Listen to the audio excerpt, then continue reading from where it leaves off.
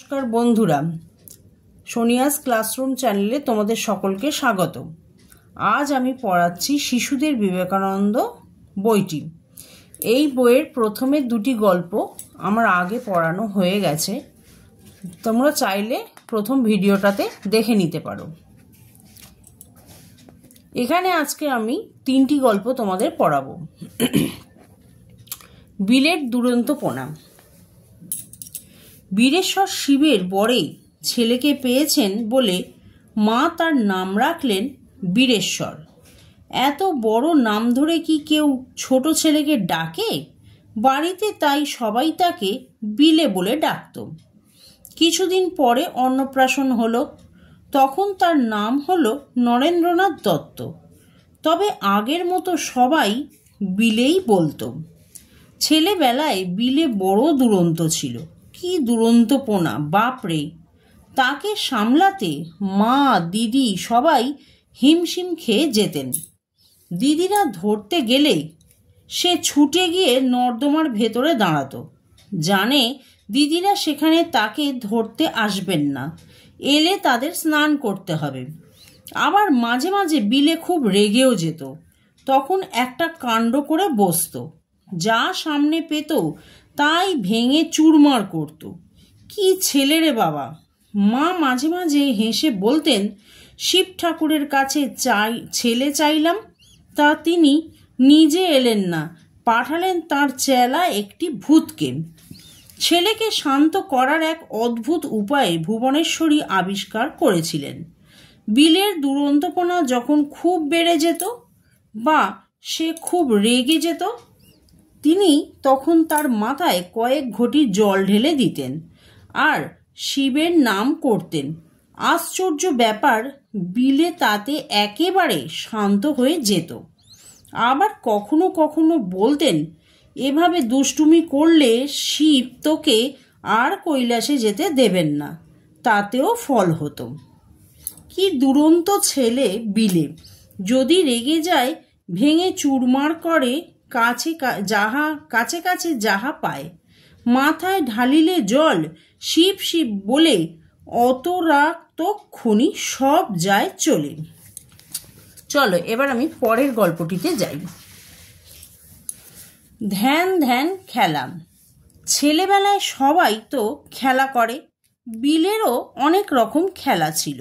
কখনো গাছে উঠে ডালে পা আটকে সে ঝুলে থাকতো, কখনো বা সঙ্গীদের নিয়ে সে রাজা রাজা খেলতো।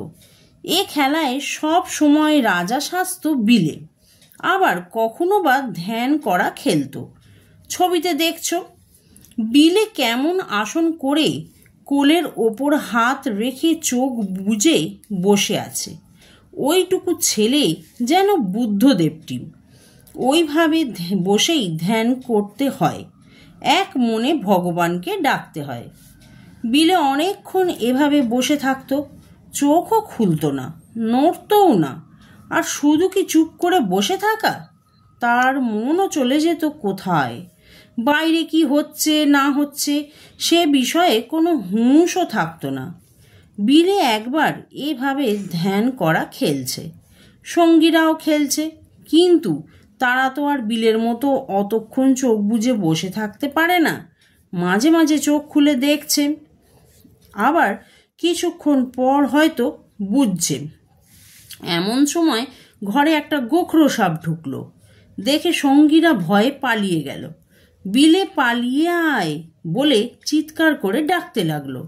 বিলে কিন্তু চোখ বুজে বসেই আছে, বাইরের কোনো কিছুর খেয়াল নেই তার। সঙ্গীদের ডাক সে শুনতেও পেল না। সাপটা অবশ্য কোনো ক্ষতি না করে একটু পরে চলে গেল। বিলে শনে ধ্যান ধ্যান খেলিছে সকলে, হেন কালে এলো সাপ ছুটে যায় চলে। সাথী সবে ডাকে, ওরে বিলে চলে আয়, ধ্যান মগ্ন বিলে কিছু শুনিতে না পায়। এর পরের গল্পটিতে যাচ্ছি। বিলের দয়া। একজন ছেলেবেলা থেকেই খুব দয়ালু হয়। অপরের দুঃখ কষ্ট দেখলে তা দূর করার চেষ্টা করে। বিলেও সেই রকম ছিল। সাধু সন্ন্যাসী প্রভৃতি অনেকেই বাড়িতে ভিক্ষার জন্য প্রায় প্রতিদিনই আসত। ভিখারি এলে বিলে যা সামনে পেত তাই দিয়ে দিত। জিনিসটা সস্তা কি দামি তা ভাবতই না। মা তো মহা মুশকিলে পড়লেন। ছেলে যদি ঘরকন্নার সব জিনিস এভাবে বিলিয়ে দেয় তাহলে সংসার চলবে কি করে? বিলেকে নিষেধ করে কোনো ফলই হতো না। মা শেষে একদিন বিরক্ত হয়ে তাকে দোতলার একটা ঘরে আটকে রাখলেন। বাইরে থেকে দরজা বন্ধ করে দিলেন। ভাবলেন বিলেকে এবার খুব জব্দ করা গেল। তা বিলের মতো ছেলেকে কি আর অত সহজে জব্দ করা যায়? ঘরটি রাস্তার ধারে। বিলে জানলার কাছে এসে দাঁড়িয়েছিল। নিচে রাস্তায় একজন ভিখারি এসে ভিক্ষা চাইতেই বিলে চঞ্চল হয়ে উঠল। গরিব মানুষ চাইতে এসেছে, কিছু তো দিতেই হবে, কিন্তু কি দেবে? ঘরের চারিদিকে চোখ বোলাতেই দেখতে পেল মায়ের কাপড়ের বাক্সে তালা দেওয়া নেই। বাক্স খুলে মায়ের কয়েকখানা দামি শাড়ি সে বার করলো। তারপর জানলা গলিয়ে নিচে ভিখারির কাছে সেগুলো ফেলে দিল। ভিখারি তো ওইটুকু ছেলের অত দয়া দেখে আনন্দে অধীর। ছেলেবেলা থেকে অপরের জন্য ভাবতে না শিখলে কেউ কি আর বড় হয়ে দেবতার মতো হয়, মহাপুরুষ হয়? সব তুলে দেয় বিলে ভিখারির করে, মা তারে রাখেন পুরে দোতলার ঘরে। জানালা খুলিয়া পথে ভিখারি দেখিয়া তার কাছে মার শাড়ি দিল সে ফেলিয়া। ঠিক আছে, আজকে আমরা এই পর্যন্তই পড়লাম। ছোট্ট বন্ধুরা, তোমরা সকলে ভালো থাকবে, সুস্থ থাকবে। আর আমার ভিডিওটা যদি তোমাদের ভালো লেগে থাকে তাহলে লাইক, কমেন্ট এবং শেয়ার করে দেবে। আর আমার এই চ্যানেলকে অবশ্যই সাবস্ক্রাইব করবে। টাটা।